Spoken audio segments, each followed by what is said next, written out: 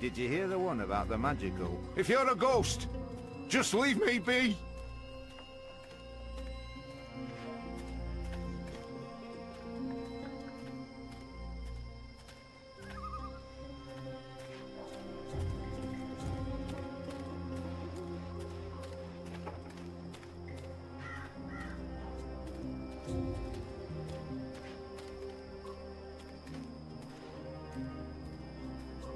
There aren't a lot of people out at night, even though the streets appear to be safe.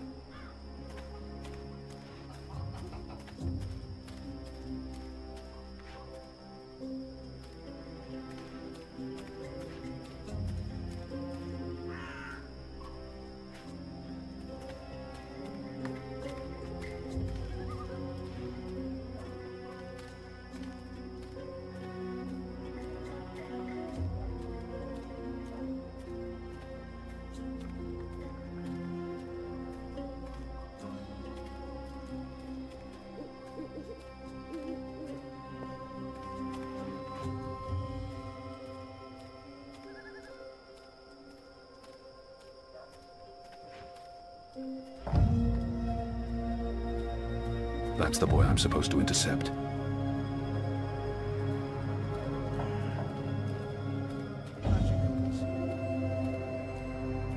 God, he's so tired. Who's there? I'm losing him. I must get closer. Go on, you may pass.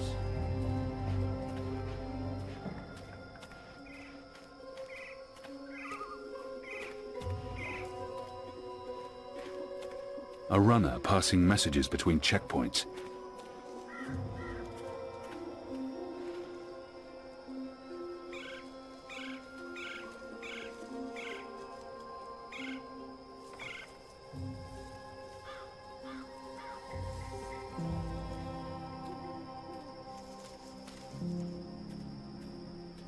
I need to stay closer to the runner, or I'll lose sight of him.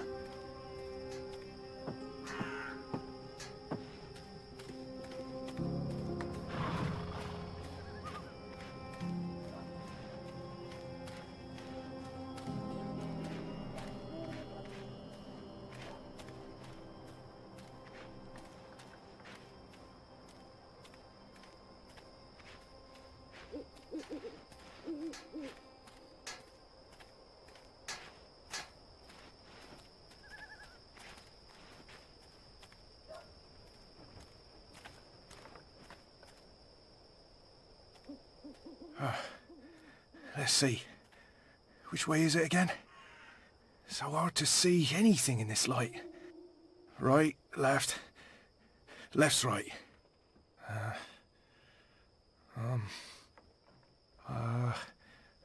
Left.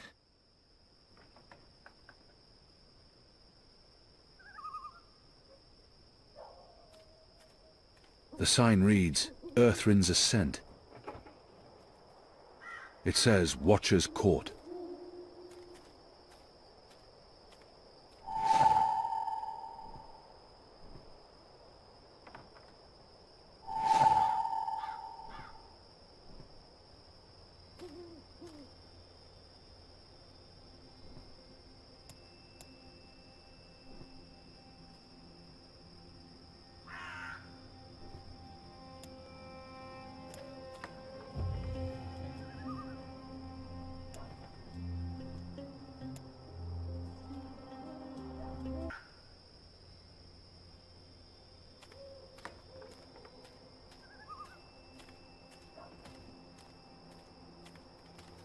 What do you want?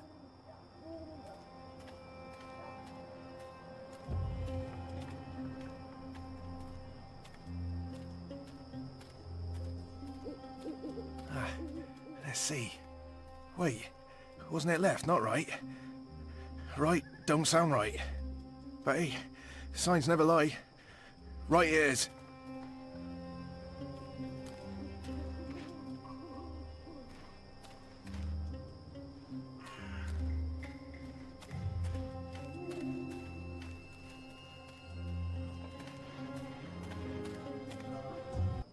This don't look right.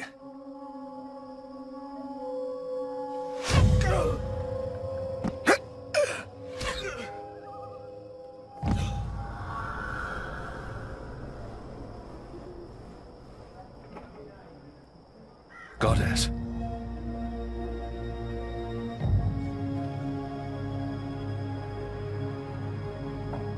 Dead. Murdered. What for?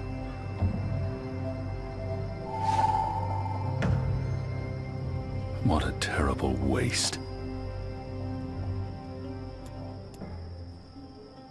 The dead runner's message, sealed with an Azadi mark, probably destined for the tower.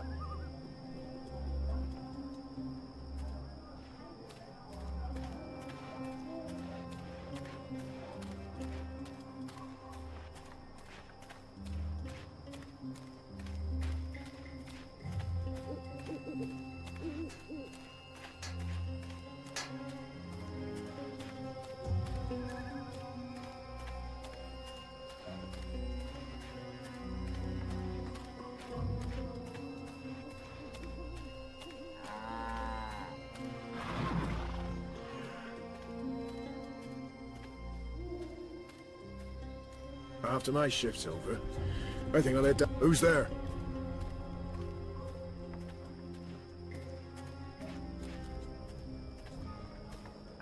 Where have you been?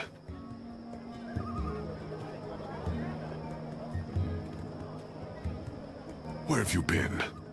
At a National Front meeting, identifying your turncoat. It takes a traitor to find a traitor. Think you can point him out for us? I'll try. Go on then, before we lose him.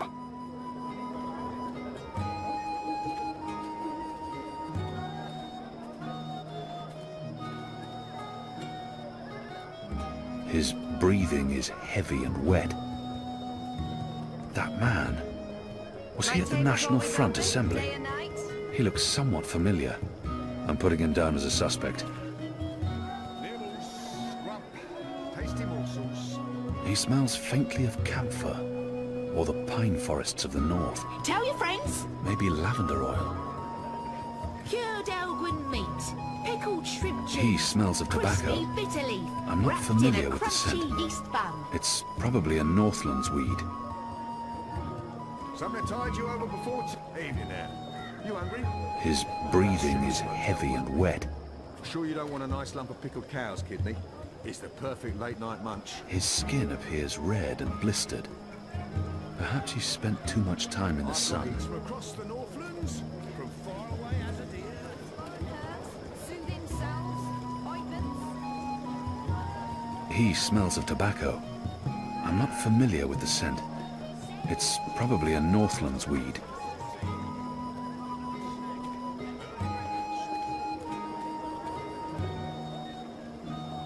He smells faintly of camphor, or the pine forests of the north.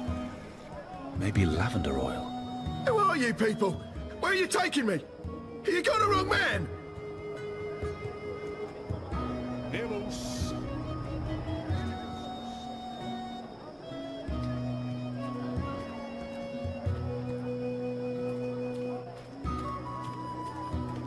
Nibbles.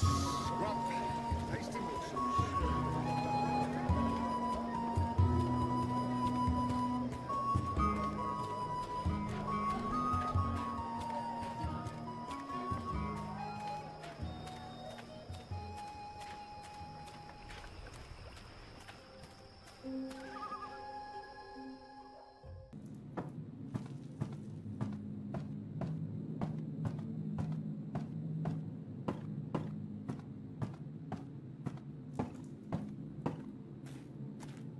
The Azadi returned to get proverbial back scratched.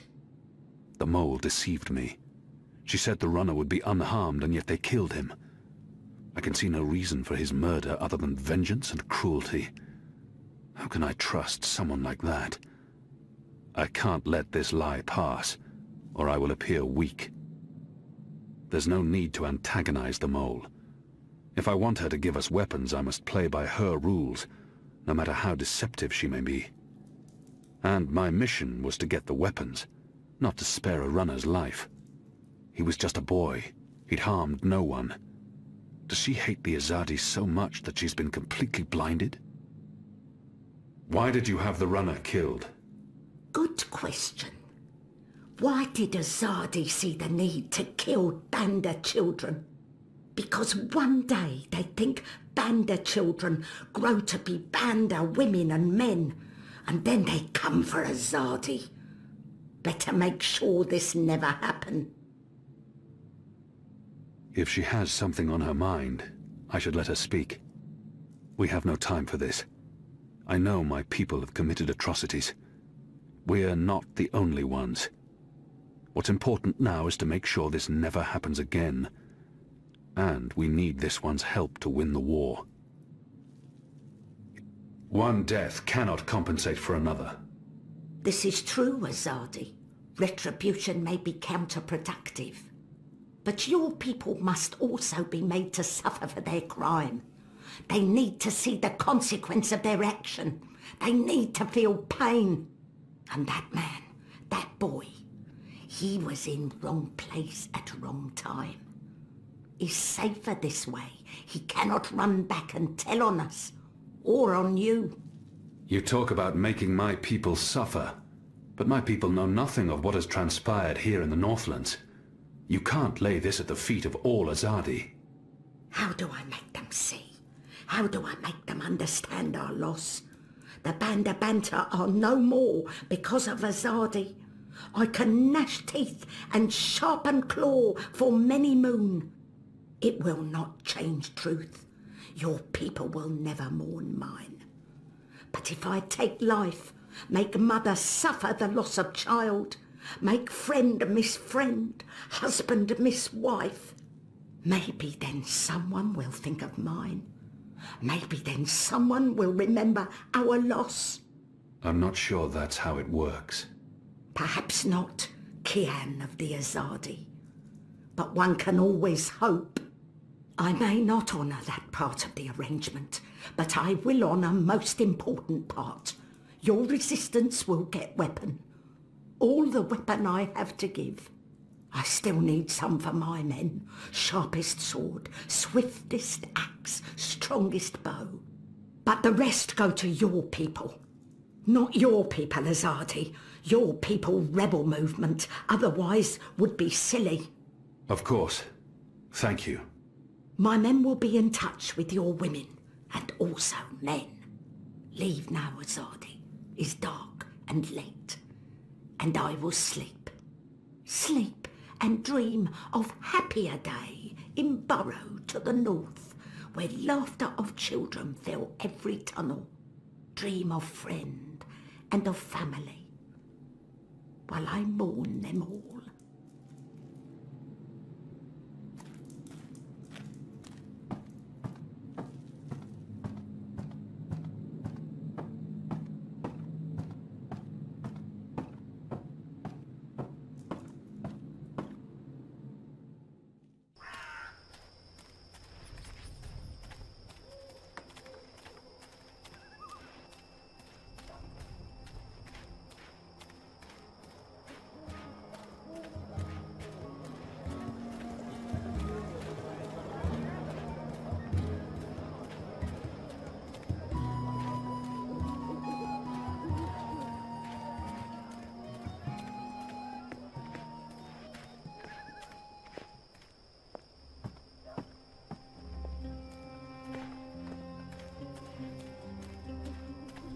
After my shift's over, I think I'll head down to that cheap tavern by the harbour. Oh, what's it called again?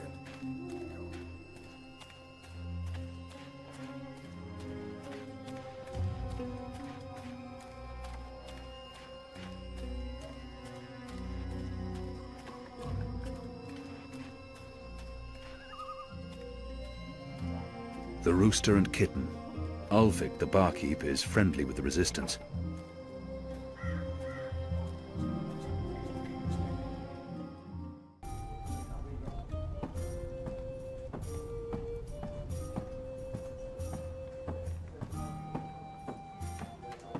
Ulvik doesn't have the most sophisticated or upscale clientele, and I'm sure he's happy about that.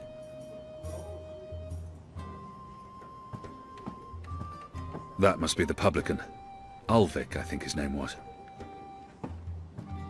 What can I get you, my good man?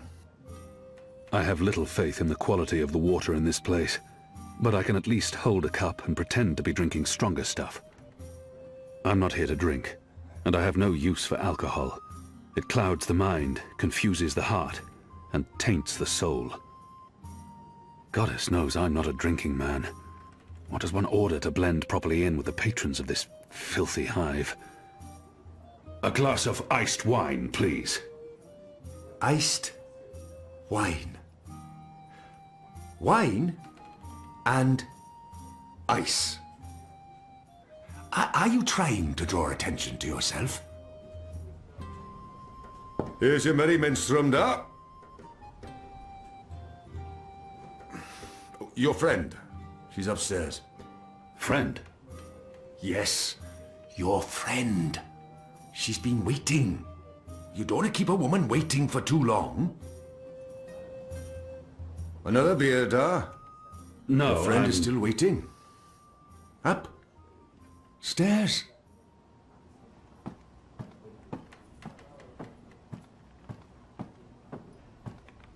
What's the matter? She says. What's the matter, my child? What a laugh. Like I don't see there's a man with a bloody spear behind the curtain wearing his hardy boots and a helmet.